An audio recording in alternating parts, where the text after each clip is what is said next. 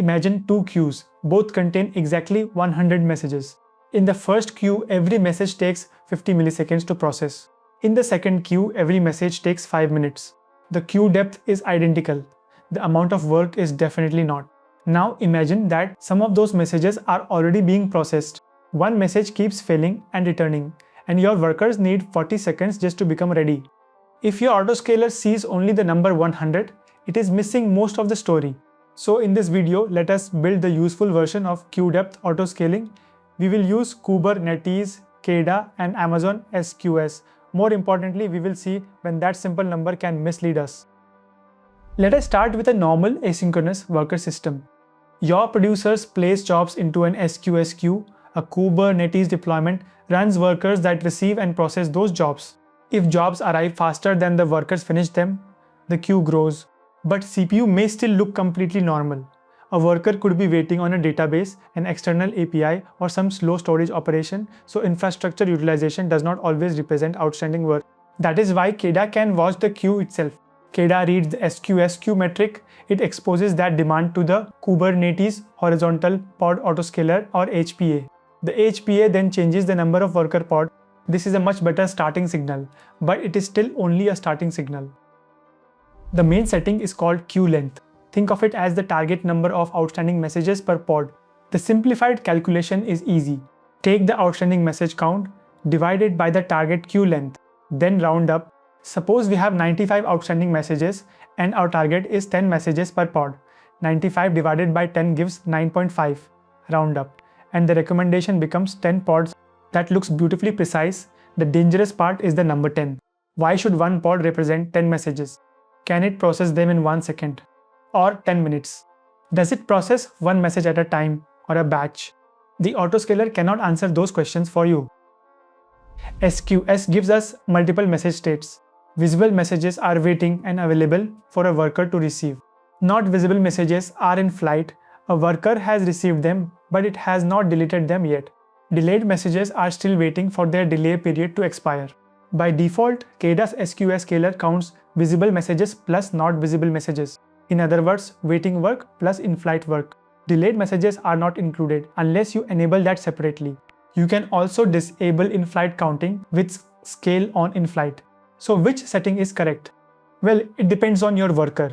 If you count only visible messages, the queue may appear empty while every worker is busy with long-running jobs. Scaling down too aggressively can then remove useful capacity. But if you count in-flight messages, you may keep recommending capacity for work that is already owned by existing workers. That can be reasonable, or it can overstate the remaining parallel work. The count must match your concurrency model and visibility timeout behavior.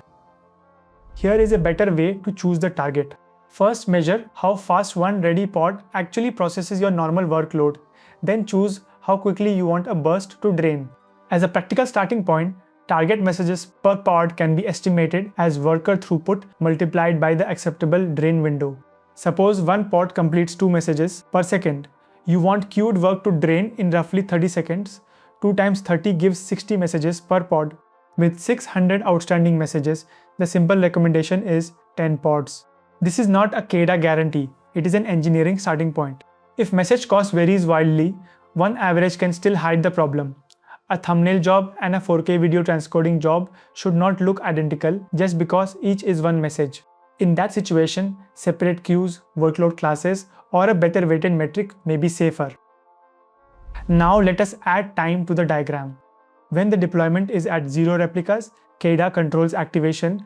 In KEDA 2.20, the default polling interval is 30 seconds.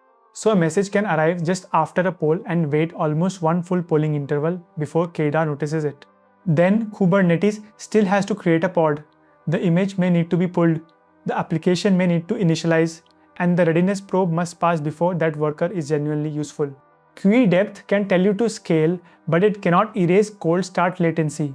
For latency sensitive work, you can keep a warm minimum replica count, reduce the polling interval carefully, or make startup faster. You should measure the complete time from message arrival to the first successful processing attempt. Scale down has another timer. KEDA's cooldown period defaults to 5 minutes and it applies to scaling back to 0. Scaling between 1 and n replicas is handled by the HPA with its own policies and stabilization behavior. These are separate control loops. tune them separately.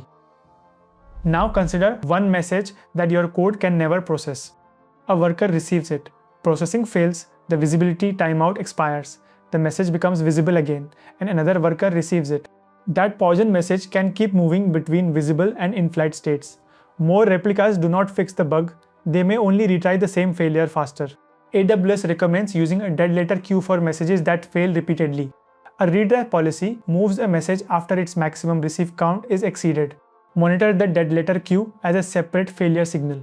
Also remember that a poison message can distort the age of the oldest message. Without that context, an age alarm can tell a misleading story too. There is one more detail. SQS describes these queue counts as approximate, that is expected for a distributed service. So do not build a nervous autoscaler that reacts to every tiny change. Pair queue depth with a few operational signals. Watch the age of the oldest useful message, measure the arrival rate and the completion rate, so you can see whether the queue is actually draining. Track in-flight work, processing failures, and dead letter queue traffic. Confirm that new pods become ready before you count them as capacity. The HPA also supports stabilization and tolerance, so small metric movement does not have to produce immediate replica movement. Before you trust queue depth, ask these questions. What exactly does my count include?